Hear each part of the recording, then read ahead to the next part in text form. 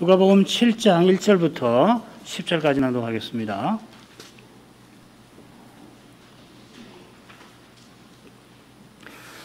예수께서 모든 말씀을 백성에게 들려주시기를 마치신 후에 가버나움으로 들어가시니라. 어떤 백부장의 사랑하는 종이 병들어 죽게 되었더니 예수의 소문을 듣고 유대인의 장로 몇을 보내어 오셔서 그 종을 구원하시기를 청한지라.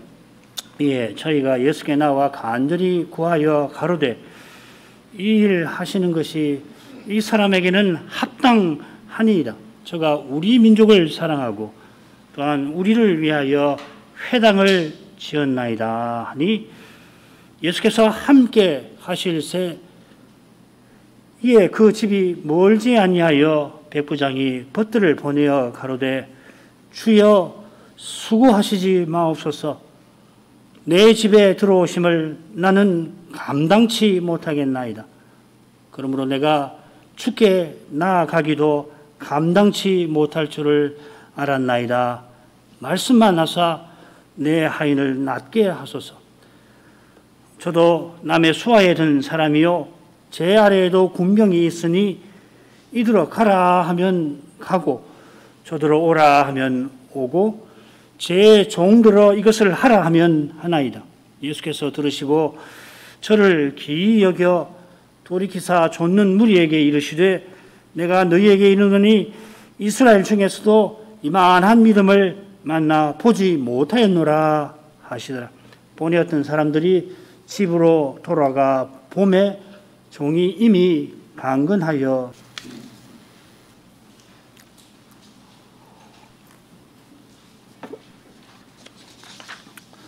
주님께서 사도를 임명하시고 산위 평지에서 특별히 그들을 위한 말씀을 길게 베푸셨습니다. 이것은 그들을 줄곧 주님과 함께 다니게 하신 데에서도 잘 드러납니다. 8장 1절이 바로 그 말씀이죠. 이것이 오순절에 가룟 유다 대신에 마띠아를 사도로 뽑을 때 베드로가 말한 조건 중 하나입니다. 오순절에 성신 강림을 기다리는 실로 중차대한 시기이니까 꼴이 난 사도의 수를 채운 일이 그만큼 중요할 것입니다. 주께서 성신으로 교회를 세우시는데 이 교회가 사도의 터 위에 세움받게 하신 겁니다. 교회의 새 속성, 거룩함, 하나됨, 이 보편성이라는 것이 이 사도성과 붙어 있는 겁니다. 이것은 사도가 전한 대로 그리스도를 전하고 받는 거기에 교회가 있다 하는 뜻이기도 합니다. 이는 결국 교회가 그리스도의 몸과 지체라 하는 뜻이기도 합니다. 주님께서 가르치신 후에 표적을 행하셨습니다. 사실 평지에서 가르치시기 전에 많은 표적을 이미 행하셨습니다. 이로 셀 수 없이 많은 표적을 행하셨는데 누가 선생은 평지 보훈 후에 두 표적을 특별히 기록하고 있습니다. 두 표적은 오늘 낭독한 백부장의 종을 고치신 일이고 오늘 오후에 살필 나인성 과부의 아들을 살리신 일입니다. 자, 이 두 표적만 놓고 보아도 적어도 두 가지 면에서 이 서로 대비가 되지요. 힘센 로마의 백부장과 연약한 이 이스라엘의 과부가 대조가 되고 백부장의 종과 과부의 아들이 이 대조를 이룹니다. 한번 생각을 해보시라는 겁니다. 왜 그 많은 표적 가운데서 하필 이 두 사건을 기록했겠나. 아울러서 누가 선생은 이 대목의 마지막, 이 대목이라는 말은 지금 셋째 대목인데 6장 12절부터 8장 마지막까지인데 그 마지막에 셋 혹은 네 표적을 기록합니다. 셋 혹은 셋으로 볼 수 있고 넷으로 볼 수 있는데 실은 두 가지입니다. 실은 나중에 말씀드리죠. 자, 이 표적들 보시면은 오늘 살필 표적과 또 짝을 이루지요. 주님께서 이방 땅 그라사에서 이방인 백부장, 이방 땅 그라사에서 군대 귀신을 쫓아내시는데 이방인 백부장 짝을 묘하게 이루고 있죠. 야이로의 죽은 딸을 이어 살리시는데 당연히 나인성 과부의 아들을 살리신 것과 좋은 짝을 이룹니다. 그리고 야이로의 딸을 살리러 가시는 길에 혈루증 여인을 고쳐주시는데 이 혈루증 여인을 고치신 표적과 야이로의 딸을 살리신 표적은 두 가지 면에서 굉장한 일체성을 갖습니다. 12회 그리고 이스라엘의 딸이라 하는 점입니다. 아울러 과부의 아들과 회당장의 딸이 묘하게 대비가 됩니다. 이 간단한 관찰만으로도 누가 선생이 이 표적들에서 왜 이 대목에서 이 표적들을 이렇게 배치를 해놓고서 뭘 이야기를 하려고 하는 건가 이런 것을 댁에서 생각해 보시면 참 좋을 것 같습니다. 자, 넘어가시죠. 먼저 백부장의 종 고치신 표적을 보겠습니다. 1절, 2절은 머릿말이 됩니다. 백부장 종이 병들어 죽게 되었다 하는 거고 3절부터 5절은 이 백부장이 유대인 장로들을 보내요. 예수님께 오셔서 병을 낫게 해주십시오 간청하는 내용입니다. 그리고 6절 상반절에는 예수께서 함께 가셨다. 이게 굉장히 중요한 겁니다. 뭐 다 중요하지만은 이 대목에서 함께 가신 것이 왜 중요한지 바로 이어 나오지요. 6절 하반절부터 8절에 보면은 예수님이 가까이 오시자 백부장이 자기 집에 들어오심을 감당치 못하겠습니다. 그렇게 아뢰입니다.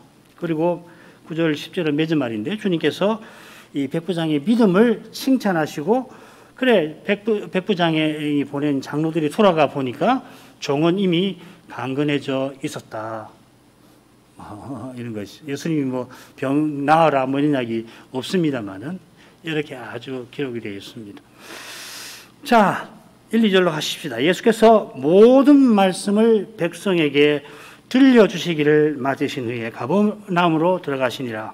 어떤 백부장의 사랑하는 종이 병들어 죽게 되었으니 주께서 산이 이 평지에서 말씀 베푸신 일을 누가가 먼저 요약합니다. 얼른 읽으면은 누가는 평지 보훈이 백성을 위한 것임이라 말하는 듯 하죠, 그죠?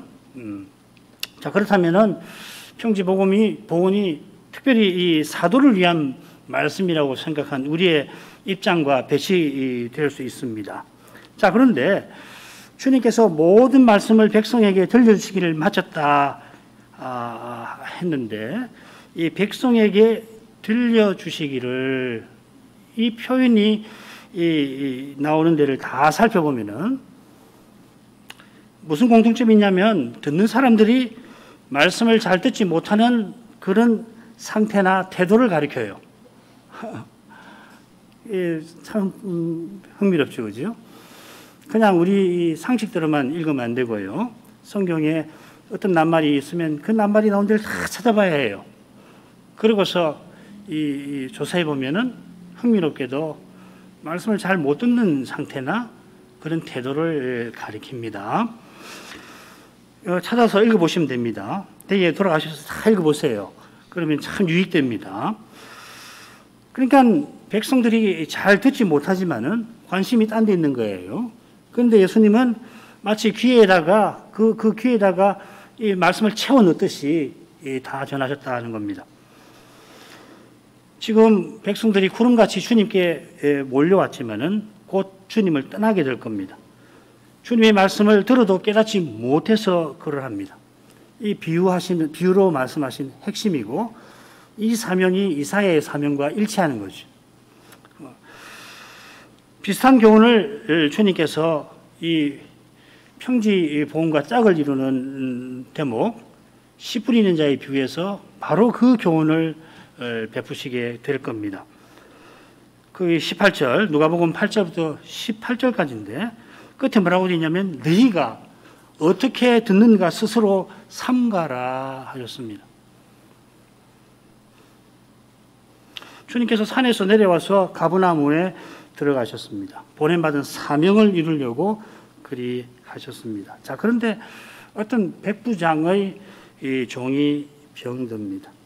2절 처음에 보면은 누가는 우리의 관심이 이 백부장에게 쏠리게 그렇게 기록해 놨어요. 백부장의 이렇게 나왔습니다. 그처럼 백부장이 그 종을 사랑한다 하고서 2절에 끝에 나와 있습니다. 그 종이 이 백부장에게 고귀한 사람이라 이렇게 적어놨습니다. 이 백부장은 종도 귀히 여길 만큼 당시 신분의 굴레에 갇히지 않은 인물입니다. 그가 이런 생각을 가지게 된 연유가 뭘까? 유대인 장로들이 주님께 드린 말씀에 비추어 살필만 하죠.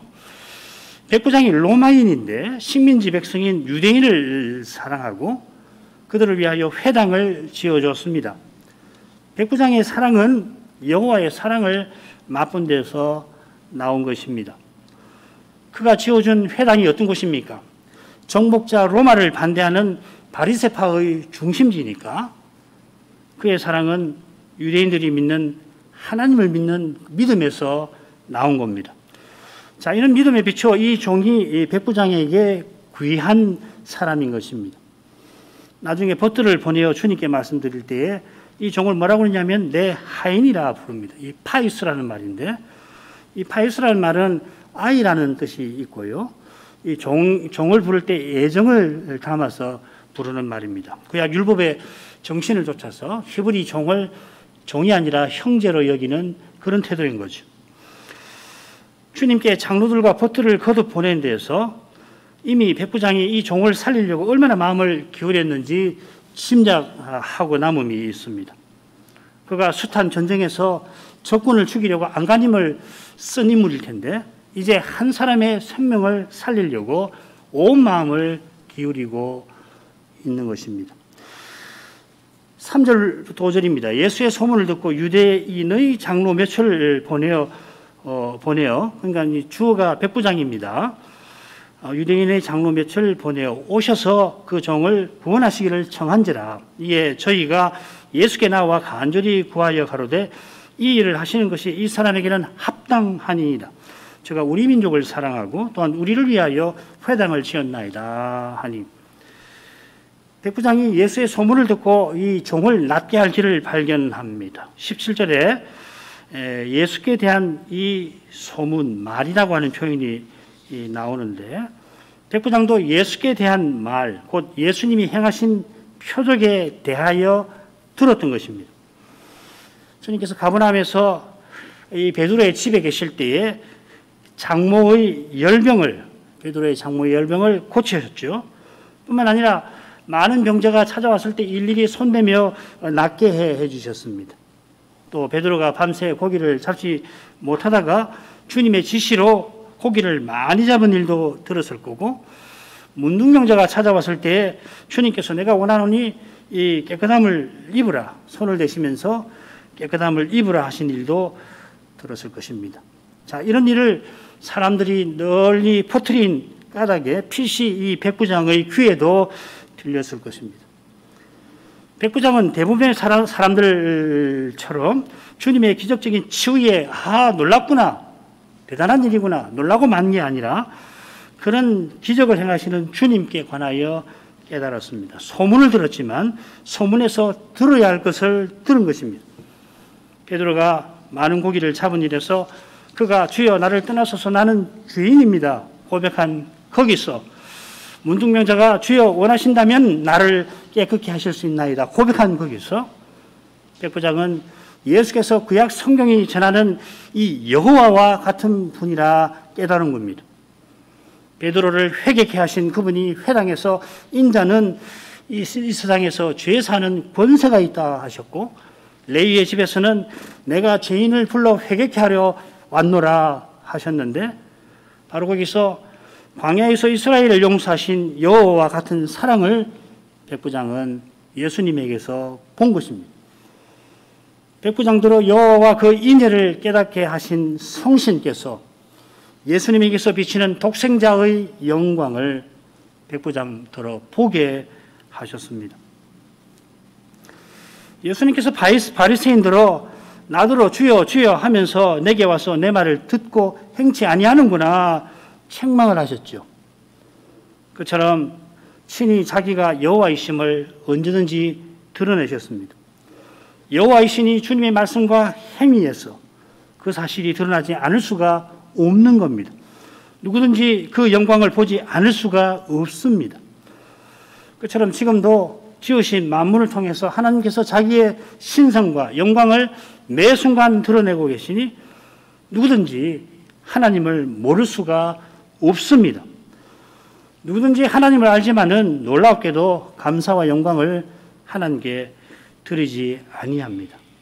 이 놀라움이 죄의 어둠에 있는 것입니다. 죄는 얼마나 지독한지 하나님을 알면서도 하나님 아닌 것을 섬깁니다.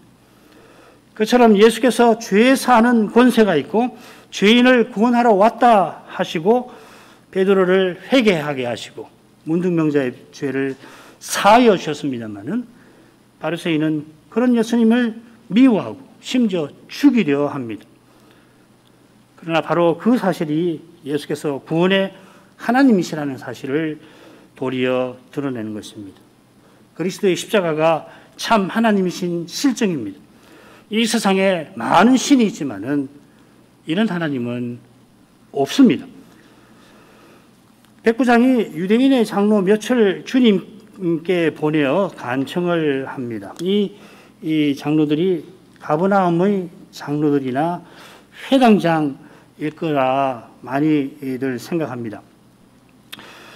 그가 장로를 보낸 것은 필시 그들이 자기보다 예수님을 뵐 자격이 있다 생각한 것이죠. 나중에 그 고백이 나오지요. 7절이죠. 그러므로 내가 주께 나아가기도 감당치 못할 줄을 알았나이다. 당시 사람의 평가로는 로마의 장교인 자기가 식민지 백성보다 지위가 높습니다마는 그의 평가가 구약 계시에 따라 변화되었던 겁니다.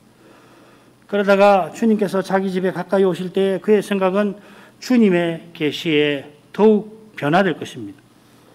지금은 그 정도까지는 아니지만은 적어도 자기가 감히 가까이 할 수 없는 분임을 안 겁니다. 이런 깨달음이 베드로나 문둥병자에게 생겨났을 것 같습니다만은 그 전에는 세례 요한이 그런 깨달음에 깊이 나아간 바가 있습니다. 물론 세례 요한이 예수님을 만나 뵙긴 했지만은 자기가 종로로도 감당 못할 분이라 고백하였습니다. 백부장은 숱한 사람들이 예수님을 이미 만났어도 자기는 주님을 감히 가까이 할 수 없다고 깨달았습니다. 이런 깨달음은 사람에게서 나올 수가 없습니다. 주님도 그의 믿음을 칭찬하십니다. 기이 여기시고 칭찬하십니다. 장차 우리의 깨달음이 각각의 깨달음이 이렇게 놀라운 것임을 환히 알게 될 것입니다. 내가 지금 예수님을 깨닫고 믿는 이것이 얼마나 놀라운 일인가. 내게서 나온 것이 아니구나. 지금도 이 말씀을 통해서 늘 깨닫게 되어야 되겠습니다만은 장차는 깜짝 놀라게 될 겁니다. 그처럼 지금 깨닫는 우리가 얼마나 어두운지도 환히 드러날 것입니다. 지금 믿는다고 믿지만은 이 믿음이 만약에 내게 조금이라도 달려있으면은 나는 이미 망했겠구나 하는 것을 장차 환히 할 것입니다. 지금도 이 말씀을 잘 듣는 분들은 그걸 고백하는 거 아니에요. 자기 믿음을 자랑한다는 것은 실로 어리석은 것이고 동시에 두려운 것입니다. 백부장이 장로를 보낸 심정을 다 알기는 어렵습니다. 얼마나 고결한 분인지 모르겠어요. 그러나 어떻게든 이 종을 살려야 되겠다는 마음도 무관치 않을 것입니다. 그랬다가 조금 후에 자기 생각에 부족함을 느끼고서는 더욱 겸손한 태도를 취하게 될 겁니다. 장로들을 통해서 백부장은 주님께서 오셔서 자기 종을 구원해 달라고 청합니다. 여기 구원이란 말은 자주 쓰는 말 아닌데 사도행전에 바울과 관련해서 5번 쓰여요. 바울이 암살자에게 난파선에서 구조 받을 때 쓰이는 말입니다. 여기서도 병으로 말미암아 죽는 데서 건져주시는 것을 가리킬 겁니다. 백부장은 주님이 친히 오셔서 자기 종을 낫게 해주시기를 바랐습니다.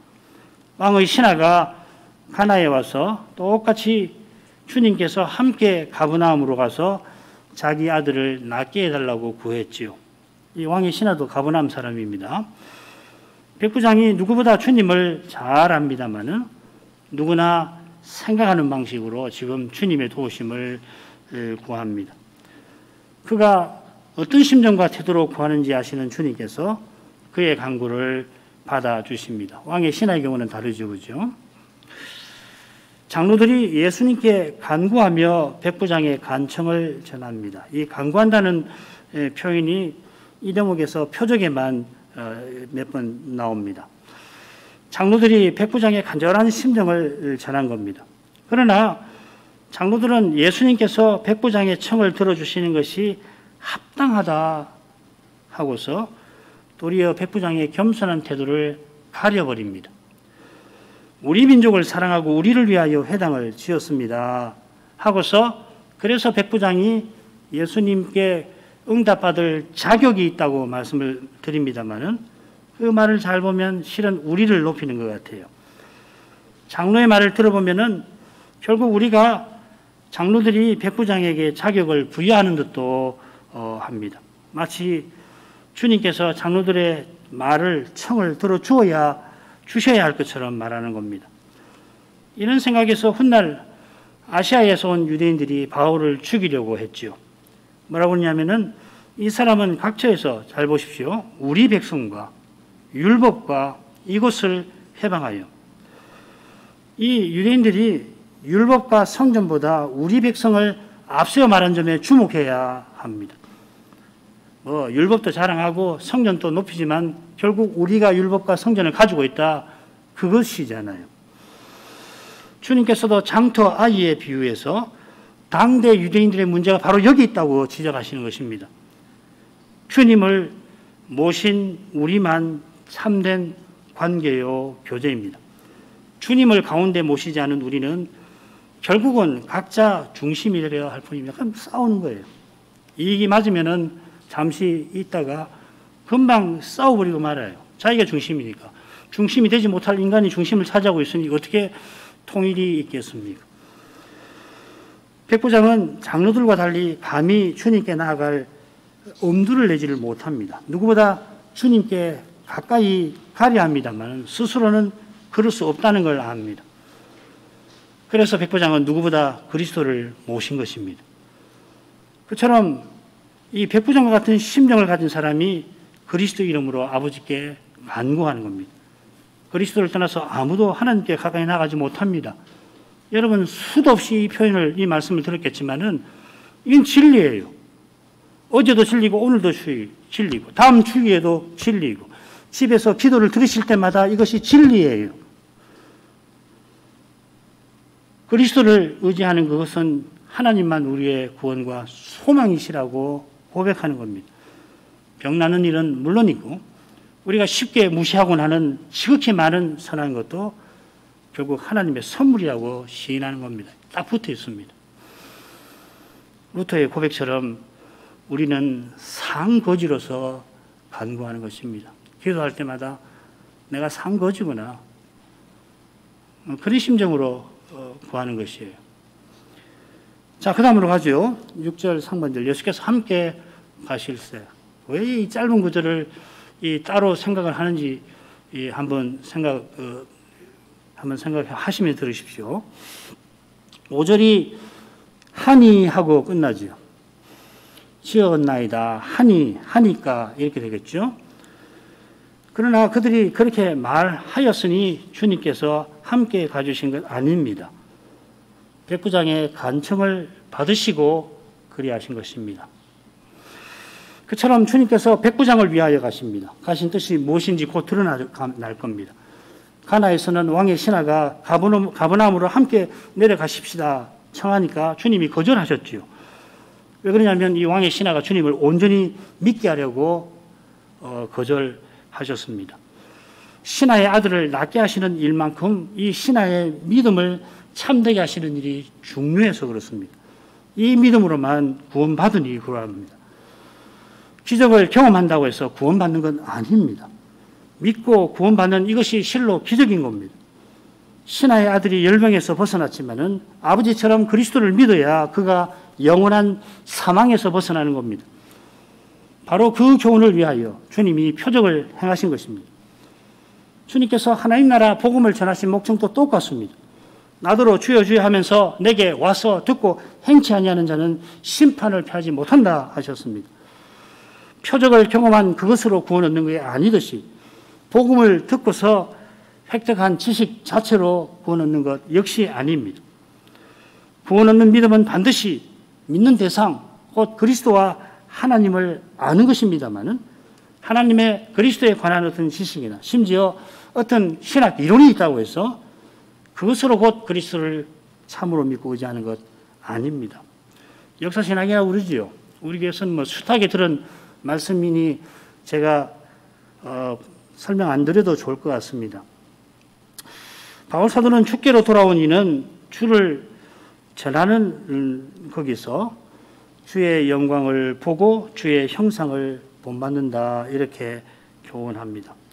주께로 돌이킨 사람은 그리스도를 전하는 거기서 부활하신 주의 영광을 보고 그 주의 형상을 본받는 것이다. 이게 믿음이다 한 것입니다. 예배에 와서 주의 영광을 보는 일이 없으면 문제가 있는 거예요. 심각한 문제가 있는 겁니다. 실은. 한 번, 두 번, 한 달 계속해서 주의 영광을 보는 일이 없이 예배에서 하나님의 임재를 맛보는 것이 없다는 것은 대단히 심각한 겁니다. 예배가 타성으로 이루어진다면 매우 심각한 것입니다. 그 이유가 어디 있는지를 살피셔야 합니다. 속교에서 돌이키셔야 합니다. 개인으로든지 교회로든지. 주님께서 지금 백부장의 집으로 가시는 그 행위로 백부장에게 계시하시는 것입니다. 그로 하여금 예수님을 더욱 믿게 하려고 가시는 것입니다. 계시를 하시는 것이에요. 자, 그 점을 바로 이어서 우리가 확인할 수 있는데 읽겠습니다. 이에 그 집이 멀지 아니하여 백부장이 벗들을 보내어 이르되 가로되 주여 수고하시지 마옵소서. 내 집에 들어오심을 나는 감당치 못하겠나이다. 그러므로 내가 주께 나가기도 감당치 못할 줄을 알았나이다. 말씀만 하사 내 하인을 낫게 하소서. 저도 남의 수하에 든 사람이요 제 아래에도 군병이 있으니 이들을 가라 하면 가고 저들을 오라 하면 오고 제 종들로 이것을 하라 하면 하나이다. 그 집이 멀지 아니하였다. 이에 그 집이 멀지 아니하였다 했는데 신약시대 가버나움은 가로가 800m, 세로가 250m, 이 고각 발굴에 따르면은 그래 대충 둘레가 한 2km 되겠죠. 고대 이스라엘은 한 4km 됩니다. 그러니까 주님이 계신 그곳과 백부장의 집이 이 가버나움 끝에서 끝이라고 하더라도 한 1km 되겠죠. 그죠?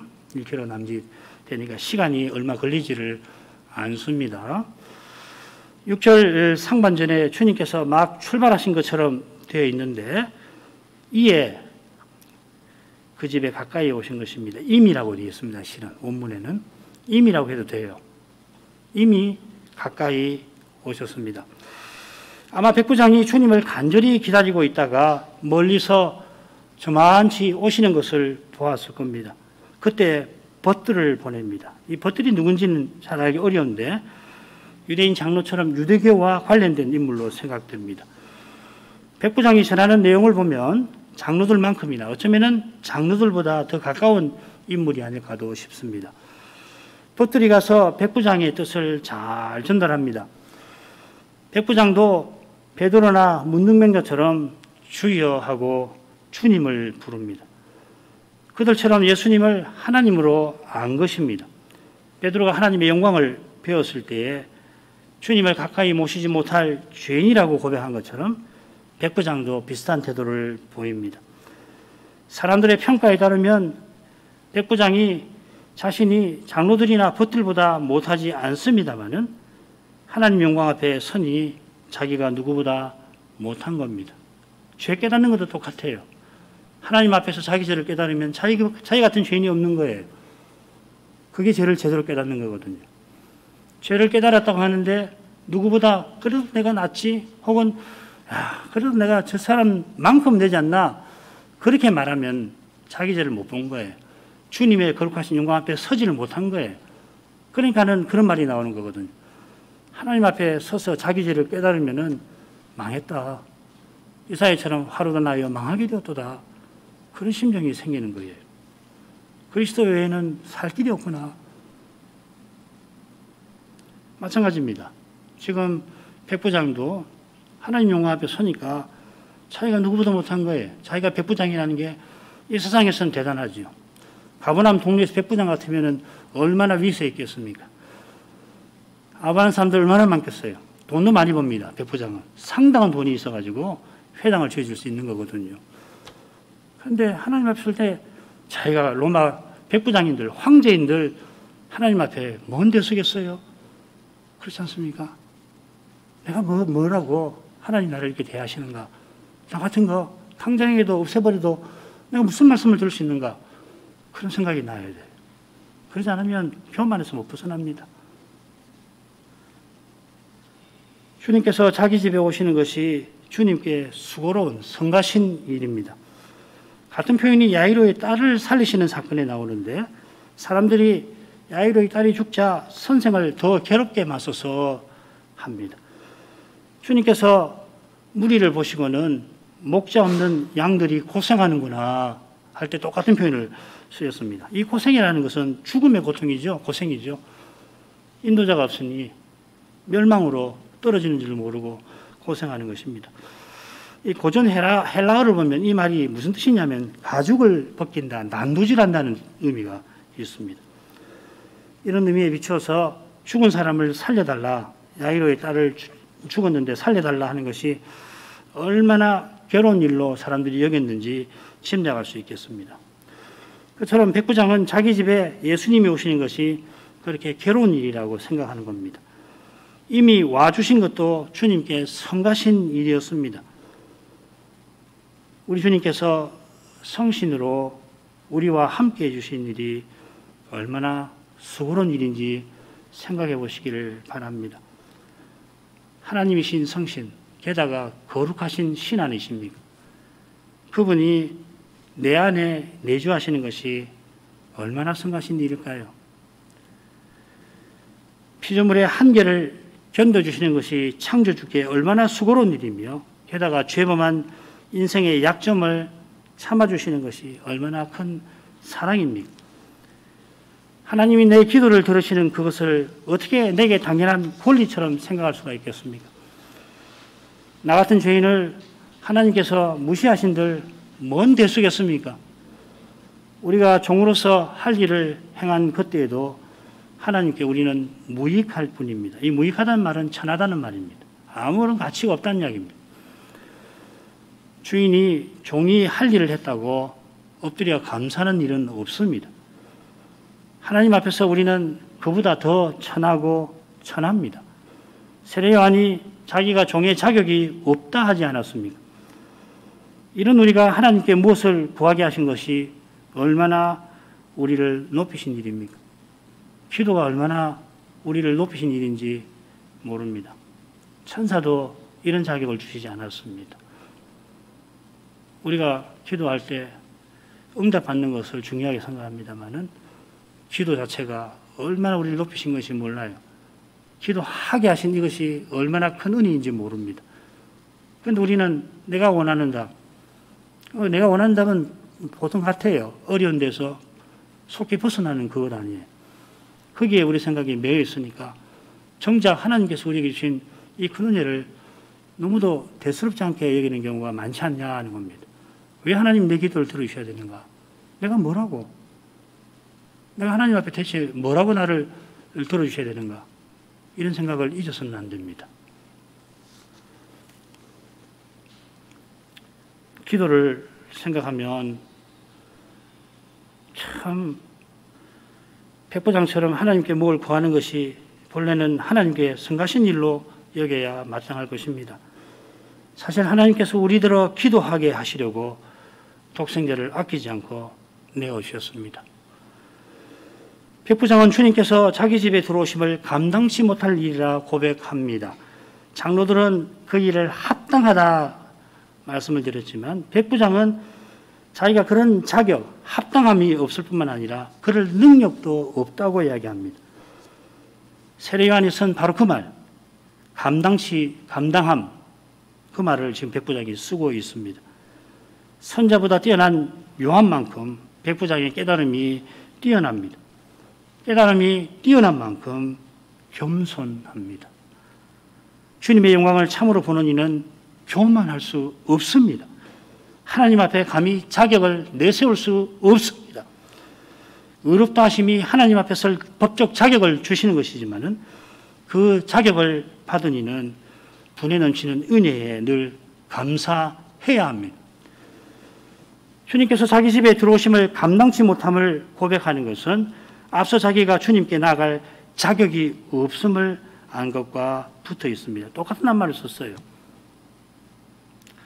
그래서 장로들을 보냈던 것인데 주님께서 오시는 것을 보고는 주님을 모실 능력 역시도 자기에게 없구나. 자격은 물론이고 이분을 내 집에 모실 능력이 없구나 느낀 것입니다. 주님께서 수고롭게 오시지 말고 그저 말씀만 하셔도, 사실 한 말씀만 하셔도 됩니다. 자기 분수에 넘치는 일이라 고백합니다. 하나님께서 우리 기도를 들어만 주셔도 너무도 감사한 일일 것입니다. 이런 고백에 이른 것은 백부장과 집주인으로서 자신의 경험과 붙어 있죠. 군대에서 상급자가 하급자에게 명령하면 하급자는 따릅니다. 집주인이 종에게 무엇을 시키면 주인의 지시를 받습니다. 사람 사이도 그렇다면 더욱이 하나님과 피조물 사이에는 말할 게 없습니다. 주님께서 대주제로서 명령을 내리시면 피조물은 마땅히 받들어야 합니다. 주님이 열병을 꾸짖어서 베드로 장모의 병을 낫게 하셨듯이 자기 종의 병도 주님께서 내리시는 명령을 따라야 할 줄로 알았습니다. 성신께서 그리스도의 영광을 뵙게 해주신 덕분에 그의 군대 경험이 이런 깨달음에 도움이 되었던 것입니다. 우리 군복무하고 있는 청년들 참 어렵지요. 군대 생활이라는 거 해본 사람은 다시는 가기 싫어서 고개를 절레절레 흔드는데 이런 데서 참 군대 경험도 성신의 감화 아래서 이렇게 고귀한 깨달음을 갖는 데 도움이 된다는 것을 생각해 보시기 바랍니다. 병에서 나은 종도 같은 깨달음에 이르렀다면 아마 그랬을 것 같은데 그것이 병에서 나은 것보다 그에게 복된 것일 겁니다. 마지막 부분 간단히 읽고 생각하죠. 예수께서 들으시고 저를 기이 여겨 돌이키사 좇는 무리에게 이르시되 내가 너희에게 이르노니 이스라엘 중에서도 이만한 믿음은 만나보지 못하였노라 하시더라. 보내었던 사람들이 집으로 돌아가 보매 종이 이미 강건하여졌더라. 주님께서 백부장의 말을 들으시고 그를 기이 여기시며 이스라엘 중에도 이만한이 말은 이렇게 큰이라는 말입니다. 큰 믿음을 만나보지 못했다, 보지 못했다 하셨습니다. 돌이켜 좇는 무리에게 이렇게 말씀하시고 주님께서는 아버지의 사명을 이루려고 나인성으로 떠나십니다. 벗들이 집으로 돌아가 보니 병이 나은 것을 봅니다. 주님도 보셨고 종들도 봅니다. 거기서 그들이 보아야 할 것은 주님께서 칭찬하신 이만한 믿음인 겁니다. 장로들이 과연 그 믿음을 보았을까요? 주님도 귀히 여기신 백부장의 믿음을 우리는 놀라우며 주님의 귀한 은혜를 구해야 하겠습니다. 기도하겠습니다.